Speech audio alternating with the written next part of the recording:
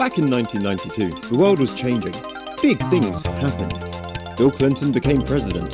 IBM released the Thinkpad 700, one of the most revolutionary computing devices ever created. I'm wrong. Ooh, an IBM Thinkpad. See, now this is what it's like to fly first class. Spain's economy was booming, and Barcelona held the Olympics. And I was one. But even more importantly, video games started to become mainstream.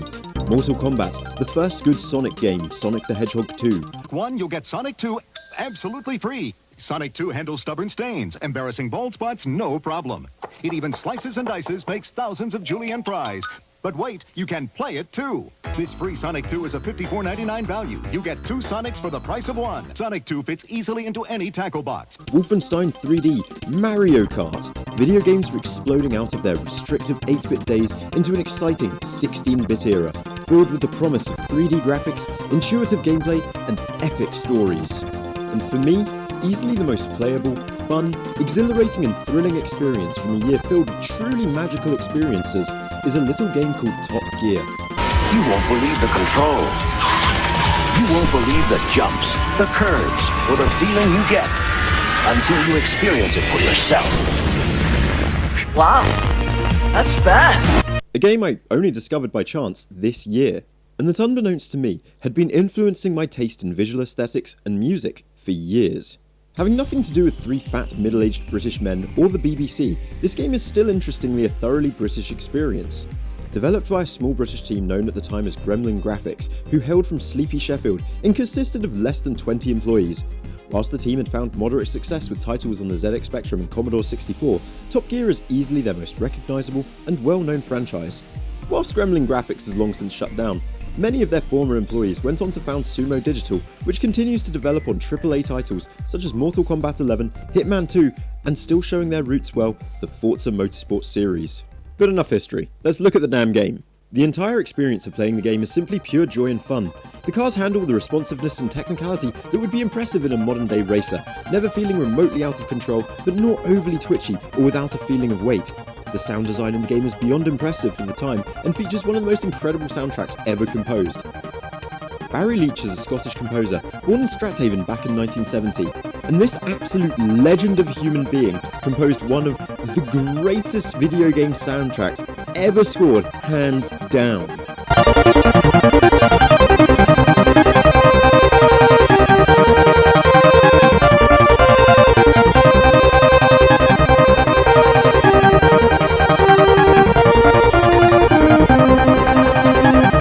Effortlessly creates a thrilling yet chilled out soundscape that both motivates and pumps up the player without ever becoming repetitive or annoying.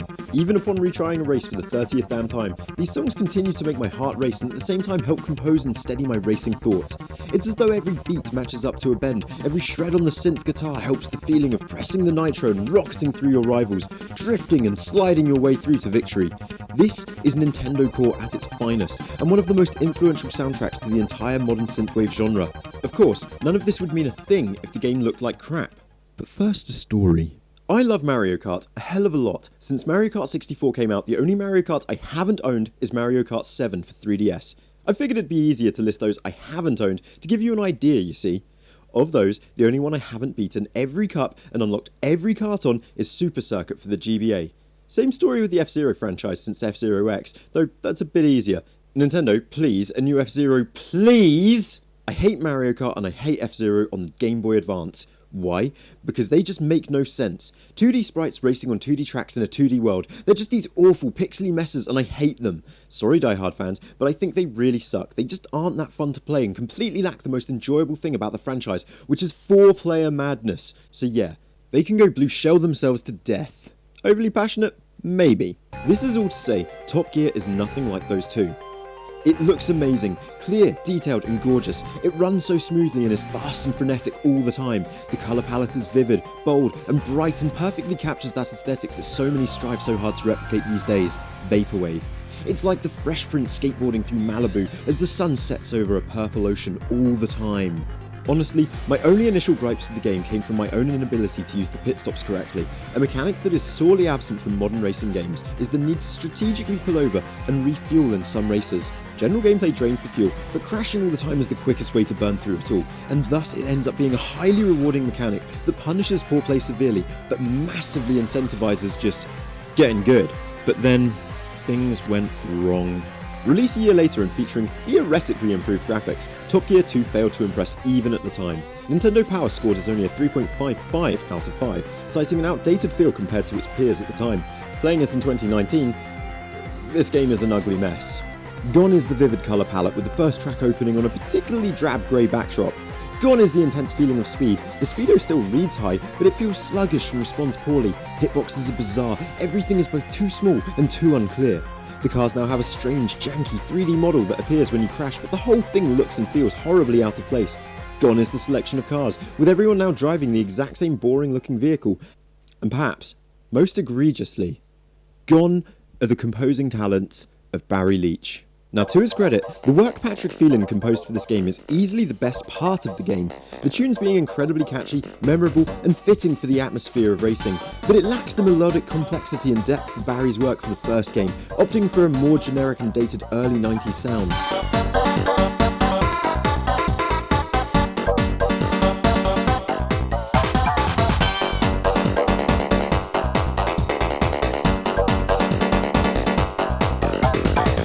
But then again, maybe I am just missing some of the benefits that stereo can provide. You might be missing some of the benefits that stereo can provide. New to the game is a car upgrade system, but this proves to be shallow and uninspired, and honestly, after playing this for an hour, me and my partner were completely done and wanting to do something enjoyable again. And so we come to 1995. Things needed to change. This would be the last time Gremlin would work on the Top Gear franchise, and they intended on doing it with style, so they took us with them to the year 3000. Now set in space 1000 years in the future, with weapons and refuel pads, they were sure this game would shake things up. Top Gear 3000 arrived with a flat-out negative critical reception. Critics were done with the franchise, and not enough about the game was new or exciting to them. They elaborated that the weapons are not truly important to the action, and that many of the outer space locales look suspiciously Earth-like. The only part of the game to review well was the new 4-player mode, and it was for the time pretty much one of a kind. And thus, stepping into this game, our hopes were not high. So it was an incredibly pleasant surprise when the smooth, beautiful driving mechanics of the first game were immediately present. The improved visuals and sprite work in this one completely impressed us, and most importantly, it just had that beautiful, gripping, exhilarating feeling back.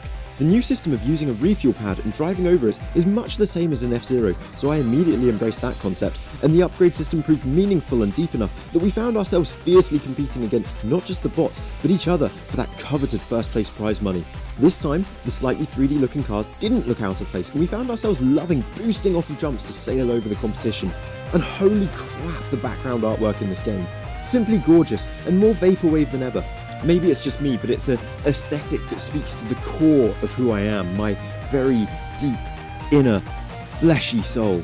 There is one issue I have, kind of upsettingly massive issue I have with this game.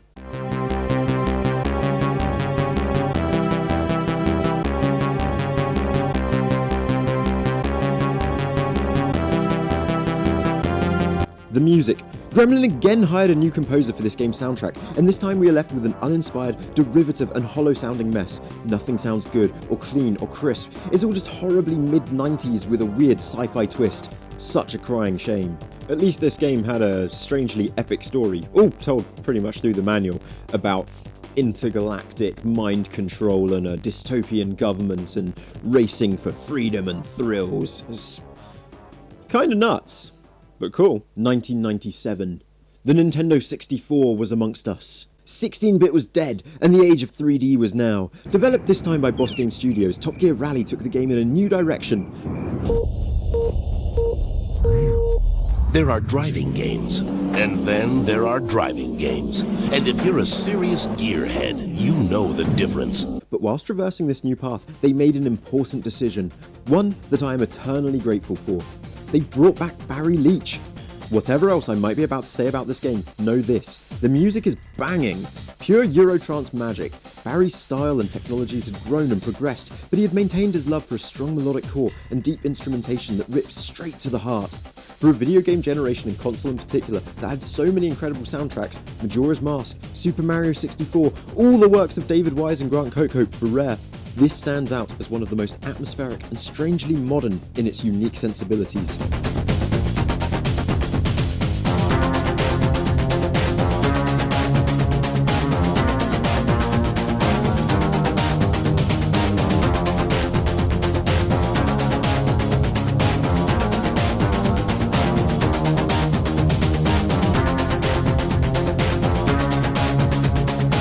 The game itself, I haven't been able to pick up a copy and so had to rely on emulation, and as such many of the issues I had may be down to the emulation, but having watched a complete playthrough of the game on another YouTuber's page, see link in description, I have to say I feel completely underwhelmed. The races are boring, dull tracks and only 5 to pick anyway.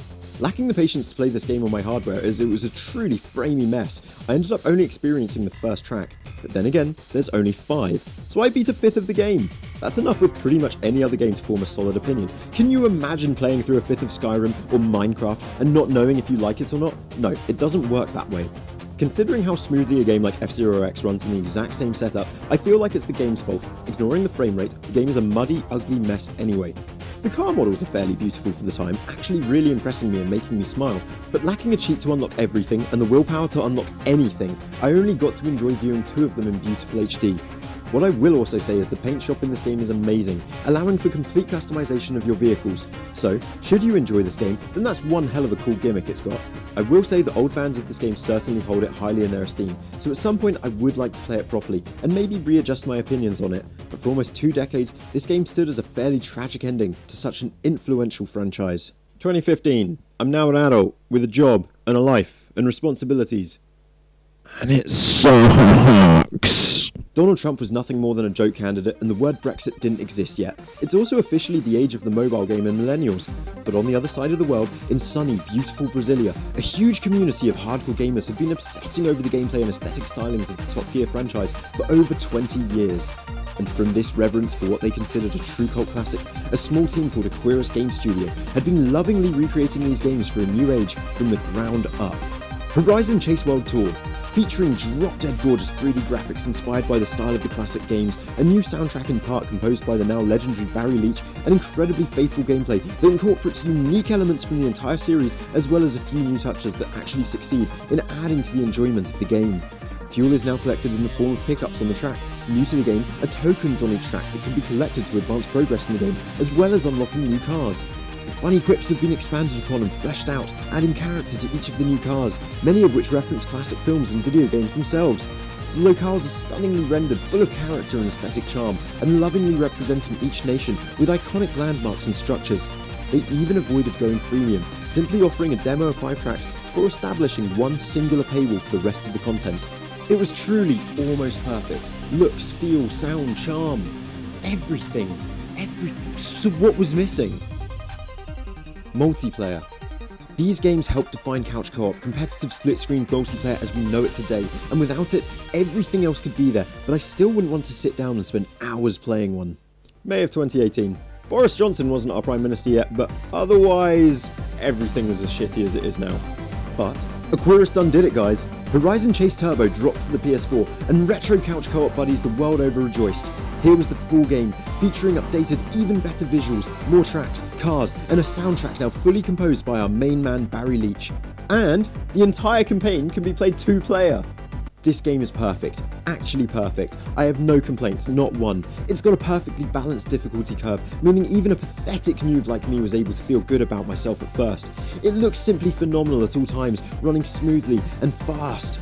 I suck, but as such the 2-player element is perfect, with me trying to collect all the tokens each race and Holly just destroying the computers and setting records. And the soundtrack, guys, the soundtrack is just too good.